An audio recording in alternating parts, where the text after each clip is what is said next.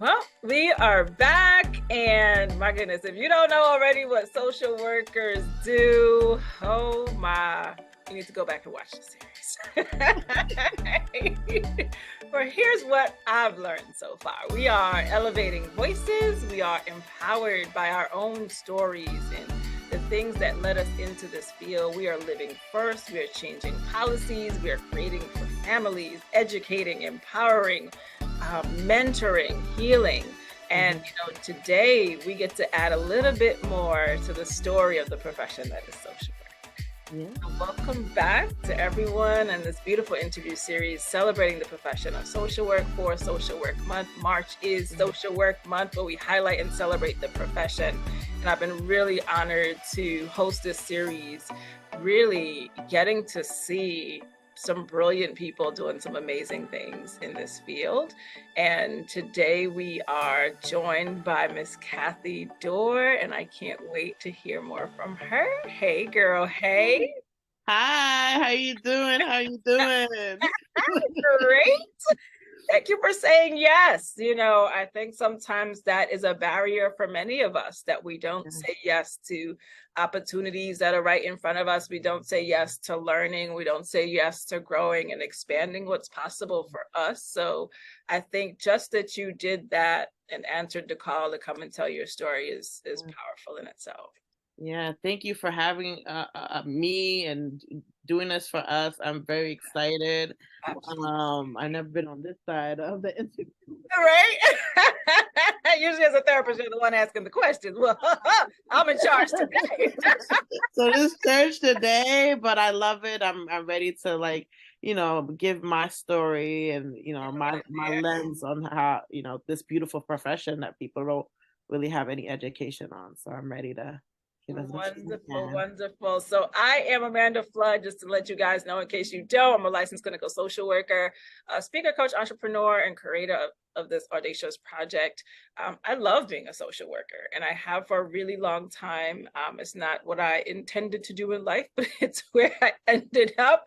But I've never looked back being here, and it's just been amazing. And I think you've seen that in all the pieces of everyone so far. And it's a profession that changes things, right? And bouncing back to you, Kathy, I can't wait to just hear from you. This theme of breaking barriers.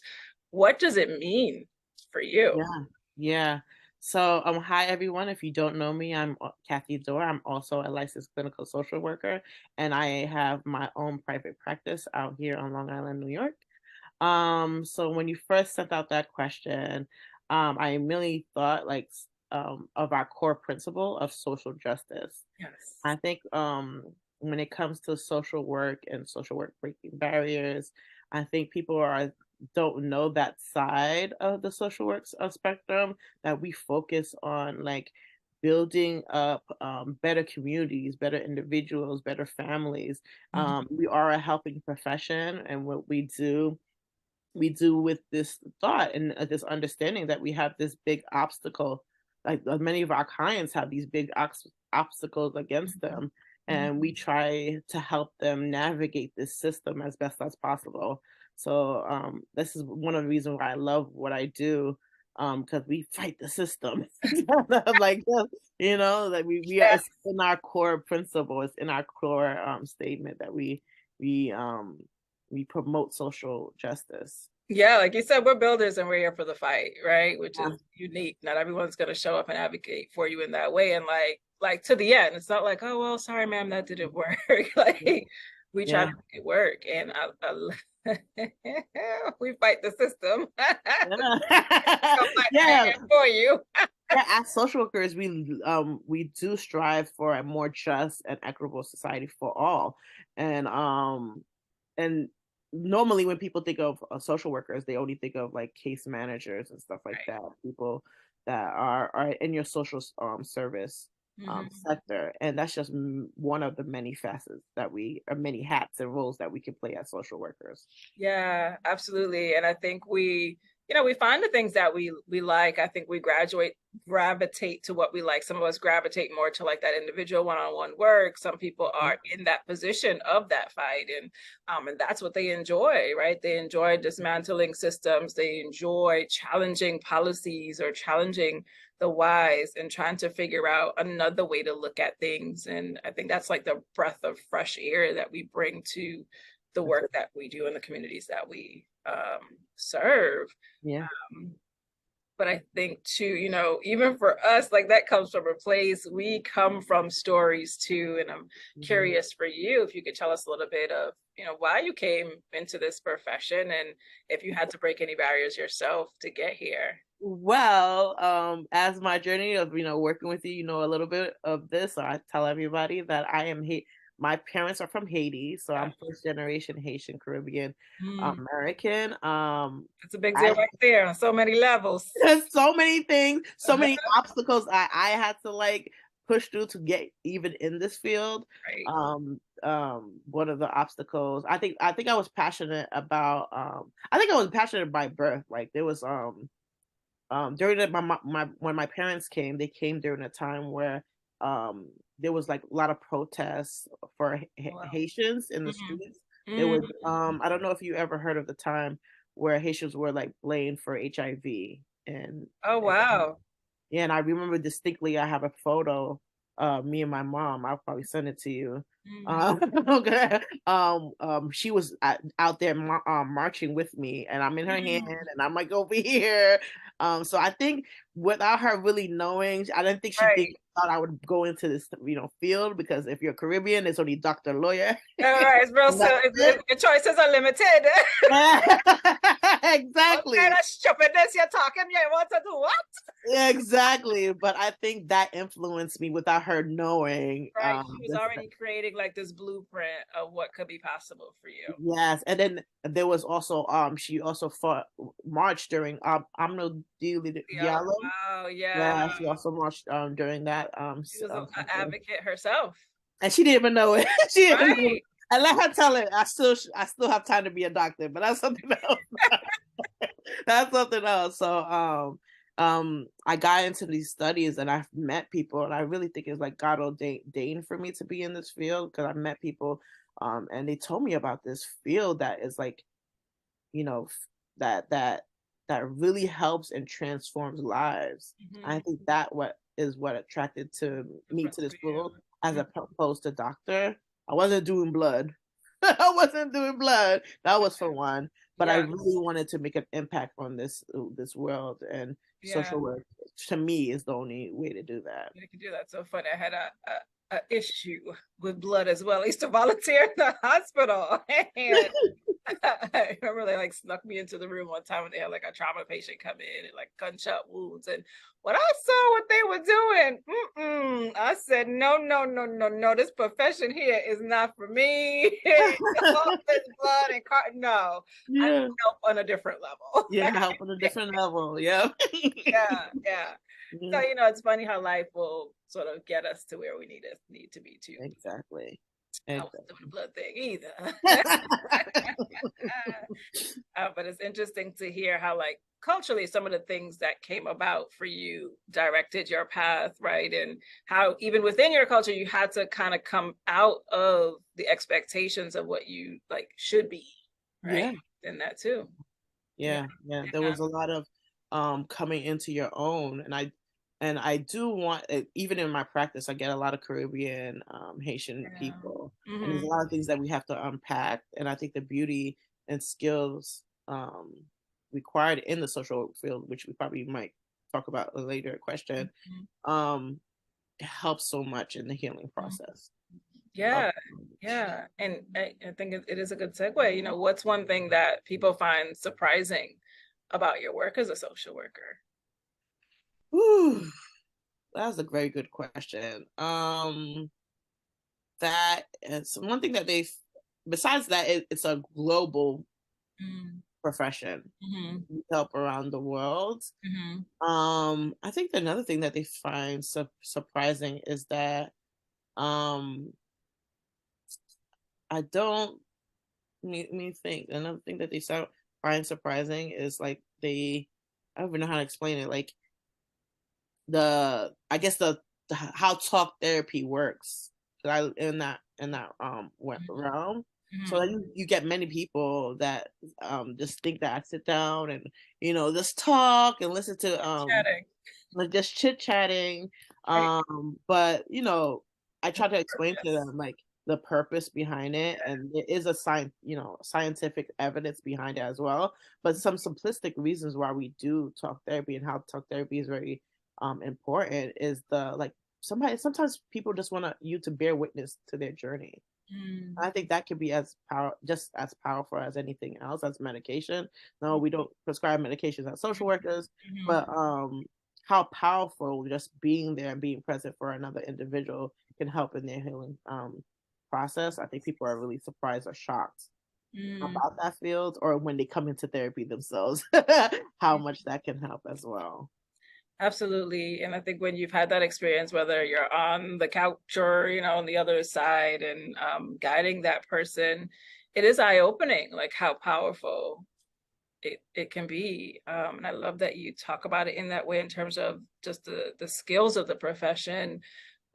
It does take a level of skill to get Yeah. here. And I think building on that, people don't always realize, we study for that, right? There's a level of ourselves that definitely walks into the room, culturally and all of our life experiences. But we do, we study, we have to have a certain amount of field experience and one-on-one contact and supervision and all these hours that go into becoming a social worker and depending on what you do. And I'm not Mhm. sure that everybody sees that. Yeah, so it's always shocking. You're like, oh, you still have to do continuing education? Yes. Yes. Yes, I'm yes. like one class, right? It's like credits, I'm right? like, damn, I gotta take another 6 months. Damn, I gotta keep doing this. Yes. So Yes, our professional standards are up up there. there. Ooh, but do you think people see us at that level? No. Ooh, this is hot. No, I think there is I don't know if it's just culturally or just because of the bad rap that a history that maybe the work has, the stigma that comes with social work. Mm-hmm. But I know on this side of the profession as a clinical therapist, I think we should demand more because we do so much as clinical therapists, Mm-hmm. in terms of pay. Like this is medical. What we're Mm-hmm. doing is we are working with the brain. We are changing behavioral patterns of individuals and helping them recover. And that Um, changed the dynamics of the brain, right? So yes, it's a huge mind-body connection. So in a way, yes, we're and not to put us on the level of like a doctor, right? But yes, we in a way we're physicians because we are looking at how you think and how you show up in all these patterns in your life that aren't working for you, causing disease and distress, and we're helping you to shift that. yeah, yeah. And Yeah. it's not as easy as people think. I'm constantly having to assess and reassess a person's like affect Mm-hmm. all the time, and like Mm-hmm. and constantly have to analyze. I feel like we don't get the respect or the recognition that we deserve as Yeah. social workers, and then put on an added layer of social workers of color. Right. I'm It's happy that there's a wave because of this COVID, COVID. mm, I'm happy there's a wave that occurred during COVID that more people were able to enter this field, mm, um, because a lot of people of color needed people that look like them serving them, and that yeah. wasn't happening everywhere. Yeah, I think we've seen that the increase in requests for that, right? And there's something very special about stepping into that space of understanding with someone, So it's something we have to be mindful of in the profession. How do we support that? The cultural development of our field? How do we support the economic development of our field? Because we are asking a lot of our social workers of our profession. How do we get the salary economically to match that Yeah. and beyond, right? And, Mhm. and it's important because I think for a lot of people, sometimes it could even come down to making or breaking if we stay here, right? Mhm. Because it's demanding Mhm. in terms of paperwork, in terms of the level of need sometimes. Yeah. And when I say stay here, I mean stay here in the sense of like working in certain systems, be it like child welfare or, Mhm. like mental health and like a psychiatric level. If we're not making those shifts to really honor the social workers there, they're out. Yeah. Yeah. And it's not sustainable anymore, and Yeah. that's going to be a problem when you can't hire people to work in systems that are designed to catch the vulnerable Yeah. in society. Yeah. Because it's not going to match our lifestyle anymore. Like, we've got dreams too. We've got to eat too. We've got to do all the things that everybody else wants to do. Just because we're a social worker shouldn't mean that we're feeling like we're at the bottom and paid at the bottom. Yeah. Yeah. Yeah. Another skill I think um is important. Mm-hmm. Talk about it, girl. Tell us what you're thinking about. I was thinking about like just like the level of self-awareness and cultural confidence Mm-hmm. that you have to have as a social work. I think it's very because we can, we're in a profession that we acknowledge that we can do harm to our clients. Yeah. We have to be even a little bit extra caring, concerned, and compassionate when we're dealing with somebody in such a vulnerable state. Yeah. So Ooh, girl. We're gonna open up some doors, honey. yeah, yeah. And I want to be respectful of your Oh time. yeah, yeah. It came back so quick. Oh my gosh. Oh, sorry, I'm recording. I think in the same way that we are demanding more for Yes. our profession, we have to demand more of ourselves.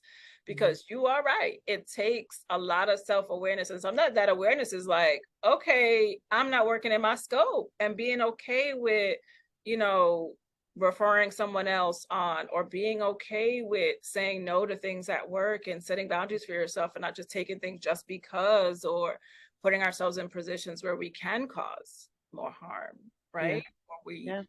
close a blind eye to harm, right? Yeah. So we've got to continue to be intentional in our growth too, and especially in this therapy space, because it's blown up, because the need has blown up, but your skills have to match too, Yeah. right? I don't think Yeah. everybody should be a therapist. Yeah. No, Sorry. yeah.